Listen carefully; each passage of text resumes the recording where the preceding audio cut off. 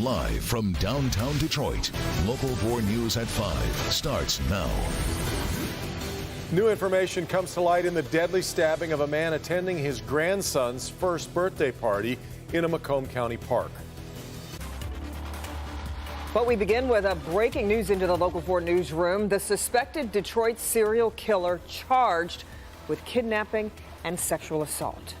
Good to have you with us for Local 4 News at 5. DeAngelo Martin is already sitting in jail, but this afternoon the Wayne County Prosecutor's Office slapped a new charge on this man who's been linked to the murders of several women. Jermont Terry is live in the newsroom to kind of get us up to speed here. Jermont, Martin has yet to face a murder charge. Is that correct? That's right, Kimberly. Today's charges stem from an incident in June where the victim managed to escape with her life. Now, ever since Detroit police arrested Martin, investigators said they were methodically building a case against him. These charges coming down late this afternoon are just another step.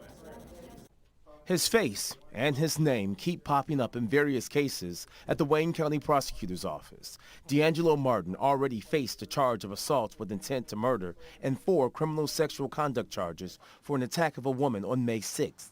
Now the 51-year-old, who is already locked up, is charged with another attack, this one from June 3rd. And you can now add kidnapping, assault with intent to do great bodily harm by strangulation, and attempted rape to Martin's growing list of charges. The new charges all stem from an attack yet again on Detroit's East Side. The East Side is where police suspect Martin preyed on many of his victims in the serial killings. Those victims include Nancy Harrison, Travisine Ellis, and Tamara Jones. All 3 were found in abandoned houses, sexually assaulted and murdered. Police believe all 3 were lured into buildings by Martin. Yet, as of today, he hasn't faced a murder charge. As it pertains to the ongoing murder investigations, Wayne County Prosecutor Kim Worthy said, quote, "This is part 2, adding we will continue to work the other cases where Martin may also be involved." Live in the newsroom with breaking news, Jermont Terry, Local 4. Okay, Jermont, thank you. Now, a Local 4 update. A father who shot and killed a man who was robbing his teenage son has been arrested tonight. Detroit police say they're seeking warrants for the man on gun charges and also tampering with evidence after the deadly shooting. That man originally was brought into custody after the shooting. It was in Southwest Detroit last month. He wasn't arrested, though, until now. The case of a deadly stabbing in a Utica park went before a judge today. Miguel Mansour is accused of attacking a grandfather at a first birthday party for that man's grandson. Larry Spruill was in court for the hearing and joins us live with what we learned today. Larry. Good evening, Kimberly and Devin. That court case just wrapped up, and we now know that this case is going to trial. Now, we had video of a packed room inside that courtroom earlier today. There were family members for the victim, Michael Sciaretta, and the suspect, Miguel Mansour. Now, Mansour is charged with stabbing and killing Michael on September 1st, 2018 at Grant Park in Utica. Sciaretta's family was there celebrating his grandchild's birthday. The prosecution says Mansour was in the park doing drugs, and Mike simply walked over there and asked him to stop. His fiance says that's when the suspect attacked Mike. He jumped up and started going like this to Mike. So Yes. Michael was on his back, and are you indicating that his hands are above his chest and his head then? He's like this, Okay. yes, So on he's- his back. All right, and his hands are in front of him, sort of. Yes. And the prosecution attorney told the court the suspect stabbed Mike over 30 times, both in the front and the back. And that's enough probable cause to charge him with first-degree premeditated murder. There are 12 stab wounds to the upper extremities. There's 1 to the lower extremity. There are 32 additional injuries like missing teeth, missing fingernails, bruises, abrasions, defensive wounds. We have an individual who has stab wounds on the front, who has stab wounds on the back, and has a sawing action. And the judge agreed with the prosecution. There is enough evidence to take this case to trial. So once again, he is charged with first-degree meditated murder. He's due back in court on August 12th at 1:30.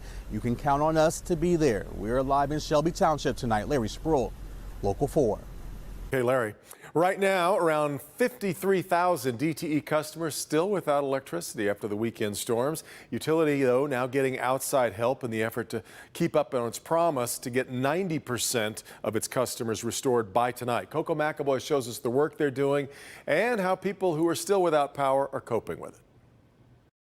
Some people are going on 4 and 5 days without power in their neighborhoods, and crews are out in full force working to restore power, but also working to trim trees after this powerful storm.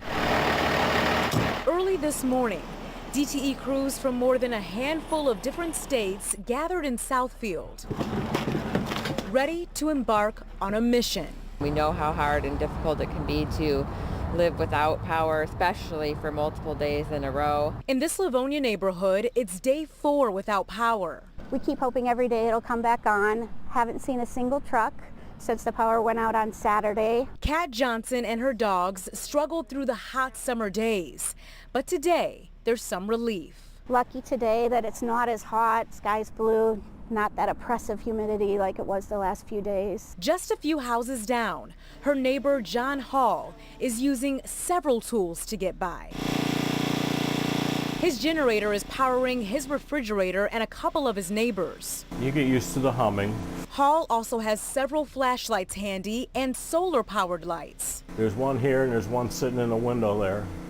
Charges from the sun, and then when we turn them on at night, it looks like Christmas time in here. Though he's got it figured out for the most part, Hall and his neighbors want DTE crews to come to their street. Keeping my fingers crossed today will be the day. To restore the power for good. I'm Coco McAvoy, Local 4.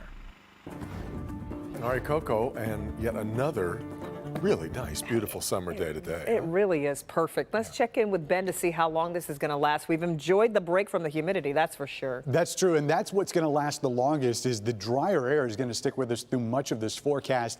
It is not dry as far as the rain goes. We've got scattered thunderstorms, at least in the northern half of the area, and these are just garden variety stuff. We're not expecting any severe weather, but there are downpours, lightning strikes, and possibly even some pea-sized hail embedded with this. Not a whole lot of activity here in Oakland County so far. Macomb and St. Clair, you're seeing that these thunderstorms for the most part are on the northern edge of Lake St. Clair, moving off to the south and east, but a lot of activity up here in Sanilac County, especially towards the lake. And we'll continue to watch these at least through the evening hours tonight. Temperatures sliding into the 70s, 60s, and 50s again. So if you slept with the windows open and woke up cool, get ready to do it again. But we will see warmer numbers in the 7-day forecast ahead. Don't forget to download our Local Forecasters app and also check with us for the 4-zone forecast, which is all coming up. Devin? All right, Ben.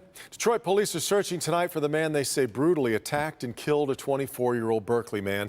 Police are looking for 23-year-old Lawrence James Davis. They say he beat Tyler Wingate to death after a car crash involving the two of them. This happened early Monday morning at a gas station on Detroit's west side.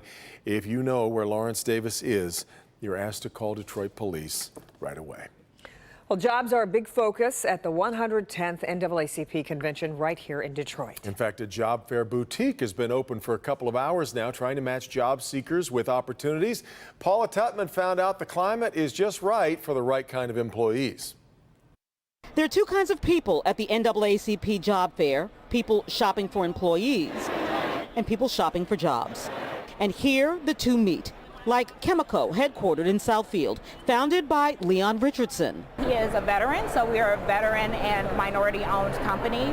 Finding talent is challenging, but worth it when the right candidate wanders by. So people with a chemistry or science background who are willing to do both administrative and hands-on work. They offer a great work environment, challenge, and success. Companies are offering their resumes to potential workers. Because with an employment rate of just under 4%, the laws of economics trump issues of race and gender. Because talent is scarce. Now is a great time to look for work if you have the skills. And Kelly Services already has a high altitude look at what jobs are coming down the pike.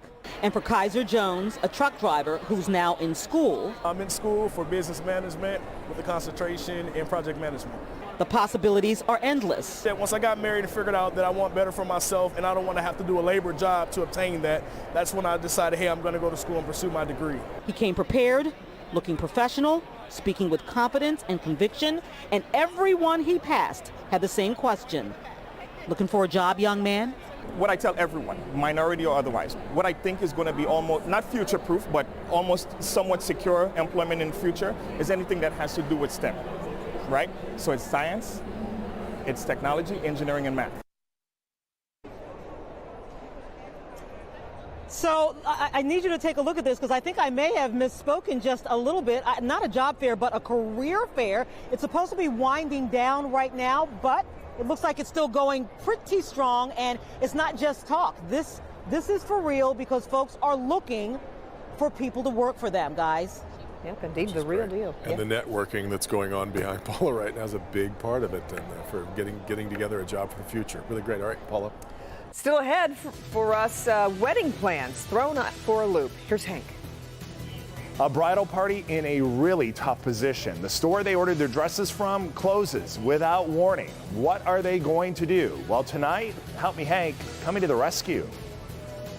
All right, Hank, also one of the biggest rock stars who called